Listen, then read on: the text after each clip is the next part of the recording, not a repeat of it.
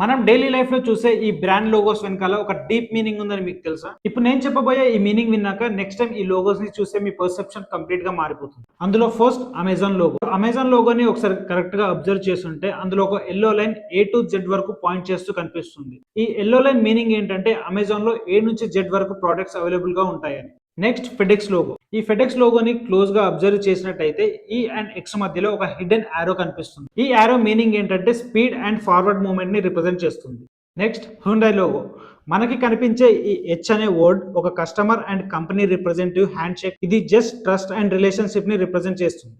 Next Baskin Robbins. Pink colour లో ఉన్న ఈ బిఆర్ లెటర్స్ మధ్య 31 హిడెన్ గా ఉంటుంది. ఈ 31 ఫ్లేవర్స్ ని రిప్రజెంట్ చేస్తుంది. And finally Unilever. ఆ బిగ్ యూని అబ్జర్వ్ చేస్తే లోపల sun, bee, DNA, spoon, ice cream, Dove, hair, lips ఇలా 25 డిఫరెంట్ సింబల్స్ కనిపిస్తాయి. ఒక సింపుల్ యూ లోపల బ్రాండ్ వరల్డ్ మొత్తాన్ని క్లెవర్ గా డిజైన్ చేశారు. సో ఇక్కడ లోగో అంటే జస్ట్ డిజైన్ మాత్రమే కాదు, ఒక బ్రాండ్ స్టోరీని కమ్యూనికేట్ చేసే ఒక స్మార్ట్ టూల్. సో ఇలాంటి ఇంట్రెస్టింగ్ ఫ్యాక్ట్స్ కోసం మన పేజ్ని ఇప్పుడే ఫాలో చేసి పెట్టుకోండి. Thank you.